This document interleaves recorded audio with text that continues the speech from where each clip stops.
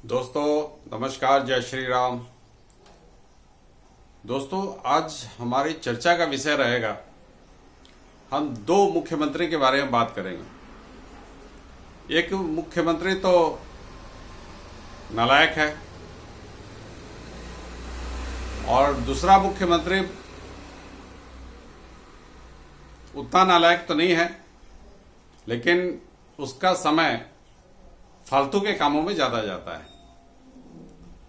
तो पहला मुख्यमंत्री है मेरे गृह राज्य बिहार के मुख्यमंत्री नीतीश कुमार। मैंने अभी सुना, कल परसों सुना कि नीतीश कुमार जी गए थे विदेश, कुछ यूरोपियन कंट्री गए थे। वहां का विकास का मॉडल कैसा है वो सब देखने गए थे। अब सरकार के खर्चे पे, सरकार के टैक्स के पैसे से, लोगों के टैक्स के पैसे से कम 6-7 आदमी उनके साथ गया होगा और 5 स्टार होटल में रुके होंगे, काफी खर्चा हुआ होगा। तो विकास का मॉडल देखने के लिए उनको यूरोप जाने की आवश्यकता क्या थी? वो अपने बगल के राज्यों में घूम के विकास का मॉडल देख सकते थे। विकास का मॉडल देखना था, उड़ीसा आ सकते थे। उड़ीसा में किस तरह प्रगति कर रहे हैं, किस तरह नवीन पटनायक जी काम कर रहे हैं, उनसे कुछ सीख ले सकते थे। वो गुजरात जा सकते थे, वो महाराष्ट्र जा सकते थे, वो तमिलनाडु जा सकते थे। वहां के मुख्यमंत्री किस हिसाब से उस प्रदेश की तरक्की के लिए काम कर रहे हैं, कैसे वहां पे नए नए इंडस्ट्री आए, कैसे रोजगार का सृजन हो, कैसे कंपनियों से बात करते हैं, कैसे उनको टैक्स हॉलिडे दिया जाता है सो दैट नई नई कंपनियां आए, उनको एक विंडो में सारा कुछ मिल जाए। एक ही विंडो में गए तो उनको पोल्यूशन का सर्टिफिकेट एनओसी मिल गया, लैंड डिपार्टमेंट का एनओसी मिल गया, फॉरेस्ट डिपार्टमेंट का एनओसी मिल गया, ग्राम पंचायत से एनओसी मिल गया। सारा कैसे एक जगह पे मिल जाए उद्योगपति को क्या चाहिए? एनओसी चाहिए। एनओसी चाहने के बाद अगर टैक्स हॉलिडे मिल जाए तो फिर उनकी बाछें खिल जाती है कि टैक्स हॉलिडे हमको 5 साल का मिल गया, और वो खुशी खुशी उद्योग लगाते हैं। उद्योग लगने से आसपास के जो क्षेत्र है वहां के लोगों को भी रोजगार मिलता है और वो इलाका काफी तरक्की करने लगता है। उस इलाके में हलचल बढ़ जाती है, उस इलाके में लोगों के घर है उसके भाड़े बढ़ जाते हैं, अच्छे अच्छे स्कूल आने लगते हैं वहां लोगों का आवागमन, तो अनेक तरह के इनडायरेक्ट रोजगार काफी उत्पन्न होते हैं। तो इन प्रदेशों में न जाकर वो यूरोप चले गए नीतीश कुमार जी। क्या देखने गए थे? हमारी समझ के बाहर है। आज जिस हिसाब से सेमीकंडक्टर का प्लांट गुजरात में लग रहा है, आपके यहाँ कौन सा प्लांट लग रहा है? सेमीकंडक्टर प्लांट आसाम में लग रहा है, आपके यहाँ कौन सा प्लांट लग रहा है? यूपी कितना तरक्की, आप यूपी चले आते हैं, आपको यूपी बगल में है, यूपी जाके देखते हैं योगी आदित्यनाथ जी किस हिसाब से काम कर रहे हैं। वहां गूगल का नया डेटा सेंटर खुल रहा है, सैमसंग का प्लांट, एशिया का सबसे बड़ा सैमसंग का प्लांट बन गया, इंटरनेशनल एयरपोर्ट आ रहा है। इतना सारे एक शहर में रोजगार कैसे उत्पन्न होता है? वहां लोगों का आवागमन जारी रहेगा, लोग उतने ही लोग आएंगे। आज कलकत्ता में हो चाहे बॉम्बे हो, बॉम्बे में कई लाख लोग डेली हर रोज घुसते हैं फिर निकलते हैं। अब एक आदमी अगर किसी शहर में जाएगा तो खाने पीने के लिए तो खर्च करेगा ही, मिनिमम नाश्ता करेगा, दोपहर का खाना खाएगा, रात का खाना खाएगा, फिर चाय पानी पिएगा, तो खर्चा तो करेगा। कहीं आया गया, टैक्सी में गया, बस में गया, वहां तो पैसा दिया, कुछ तो कुछ खर्चा करेगा। अगर एक आदमी 1000 रुपया भी खर्चा करता है तो 1 लाख आदमी आ गया, तो सोचिए कितना लोगों के लिए रोजगार सृजन हो गया।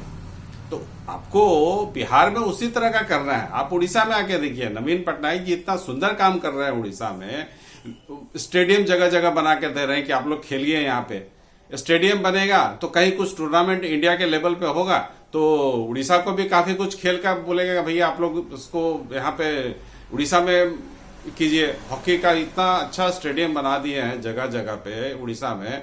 हॉकी का अगर कोई टूर्नामेंट वर्ल्ड लेवल का होगा, इंटरनेशनल लेवल का होगा, तो उड़ीसा को उसमें मिलेगा कि आप प्लेयर आएंगे। और यहाँ पे खेल होगा, प्लेयर आएंगे, उसके साथ एडवर्टाइजमेंट आएगा, मीडिया आएगा, बहुत कुछ आता है उसके कारण। तो रोजगार सृजन होता है।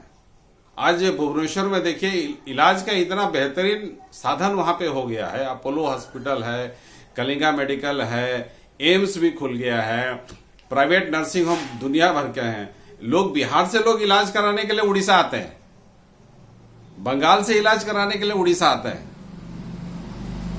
और आप एजुकेशन अच्छे कॉलेज वगैरह खोल देंगे तो पढ़ने के लिए छात्र छात्राएं वहां पे आएंगी, इससे भी काफी रोजगार सृजन होता है। अब 2-4 कदम ही अगर उठाएंगे तो बिहार काफी तरक्की कर सकता है। आप मेडिकल फैसिलिटी बिहार में अच्छा कीजिए, आप एजुकेशन फैसिलिटी अच्छा कीजिए। बिहार के लोग जो पढ़ने के लिए बाहर प्रदेशों में जाते हैं, अब भुवनेश्वर में देखिए, भुवनेश्वर में जो बाहर से पढ़ने के लिए बच्चे आते हैं, 80% बच्चे इधर बिहार के होंगे नहीं तो झारखंड के होंगे। तो ये एजुकेशन लेवल आप बिहार में क्यों नहीं दे पा रहे हैं? ये मेडिकल फैसिलिटी आप बिहार में क्यों नहीं दे पा रहे हैं? आपको 18 साल हो गया, ये नहीं कि आप 4 साल या 5 साल से है, आपको 18 साल शासन करते हो गया बिहार में, लेकिन ये फैसिलिटी आप अभी तक नहीं दे पा रहे हैं। ऐसा क्यों नीतीश कुमार जी? और अभी आप चले गए यूरोप देखने के लिए, यूरोप में जैसा होता है वैसा कर लेंगे। अरे भाई आप अगल बगल के प्रदेशों में घूमिए ना, अगल बगल के प्रदेशों के मुख्यमंत्रियों से बात कीजिए ना। सबसे पहले तो लॉ एंड एडमिनिस्ट्रेशन बिहार का ठीक होना चाहिए, वो तो होता नहीं है आपसे। आप मॉडल देखने चले गए यूरोप, टैक्स का पैसा, लोगों का टैक्स का पैसा खर्च करके चले गए। आपको शर्म आनी चाहिए, आपको शर्म आनी चाहिए। आपको मुख्यमंत्री पद पे बैठने के लायक नहीं है। आप मुख्यमंत्री पद छोड़िए, किसी और को दीजिए, आप संन्यास लीजिए, क्योंकि आपका मति भी अब काम नहीं कर रहा, आपका दिमाग भी अब काम नहीं कर रहा है। हमेशा आपके पास मति भ्रम वाला स्थिति बना रहता है। कहीं लाठी चार्ज हो जाता है तो बोलता आए लाठी चार्ज हुआ है, अच्छा हम पता करते हैं, पता कर लेंगे उसके बाद बताएंगे आपको। तो इस तरह का कमेंट एक मुख्यमंत्री देता है तो उस प्रदेश का तो भगवान ही मालिक है। दूसरा प्रदेश हम बताना चाहते हैं ममता बनर्जी के बारे में। कल रात को पता चला कि ममता दीदी घर पे गिर गई, चोट आ गया। अरे ऐसा कैसा गिरना घर पे? एक मुख्यमंत्री, प्रदेश का मुख्यमंत्री घर पे गिर गया। वो क्या कर रहा था जो घर पे गिर गया? और चोट एकदम पूरा माथे पे आई है, माथे पे चोट आई है, जैसे कोई कट मार्क होता है ना, कट मार्क लगा है माथे पे। और उसका फोटो जारी कर दिया गया सोशल मीडिया की, खून बह रहा है नाक से। ये सब मीडिया में जारी करने का क्या औचित्य है? इसका मतलब यही कि आप लोगों से सहानुभूति बटोरना चाहते हैं। जैसे पिछले विधानसभा में अपने पैर टूटा नहीं टूटा वो भगवान ही जानता है, लेकिन आपने प्लास्टर चढ़ा के कुछ दिन बेड में रहे, कुछ दिन हॉस्पिटल में रहे, फिर प्लास्टर में आपने पूरा ये भी किया, प्रचार भी किया, पैर में प्लास्टर लेके व्हील चेयर में प्रचार किया आपने, और जिस दिन रिजल्ट आया उसी दिन प्लास्टर आपका खुल गया। तो ये नाटकबाजी उस समय किया था आपने। बस अभी देख रहे हैं कि हमारे पैर के जमीन तले से जमीन खिसक रही है, तो उस जमीन को बचाने के लिए आपने ये नाटक किया है, माथा फोड़वा लिया किसी से। उसकी भाभी बोलती है कैसे गिर गई मालूम नहीं, क्यों धक्का दिए चे। अरे दादा क्यों धक्का? चीफ मिनिस्टर बाड़ीते के तुम्हारे धक्का देवे बोलो तो? कार हो तो पावर वेस्ट बेंगल है कि तुम्हारे धक्का दिए देवे, तुम ही पड़े जावे, तो माथाय चोट लगবে এরকম। तो दीदी ये नाटकबाजी बंद कीजिए, ये नालायकी बंद कीजिए। आप लोग जान गए हैं, बंगाल के लोग अब जान गए हैं कि आपका क्या रोल है, और ना लॉ एंड एडमिनिस्ट्रेशन आपसे संभल रहा है ना कुछ संभल रहा है। और घर में कला ऐसे ही होता होगा, क्योंकि इतने सारे भाई बहन हैं, उनकी भी आकांक्षा है कि जब पावर में है तो कुछ ना कुछ पोस्ट ले। तो सबको पोस्ट देना तो संभव नहीं है, क्योंकि एक लोकलाज भी चीज होता है।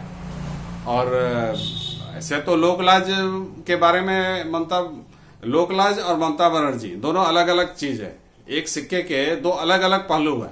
ये दोनों एक समान में कभी नहीं आ सकते हैं। तो फिर भी आप अगर अपने आप को नहीं सुधारेंगे तो अगला लोकसभा चुनाव आपके लिए बहुत ही खतरनाक होने वाला है। आप नंबर 2 की पार्टी रहेंगी और बीजेपी नंबर 1 पार्टी ही रहेगी। तो फिलहाल दोस्तों इतना ही कहना था मेरा।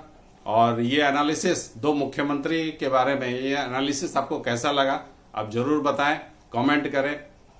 नमस्कार, जय श्री राम, धन्यवाद।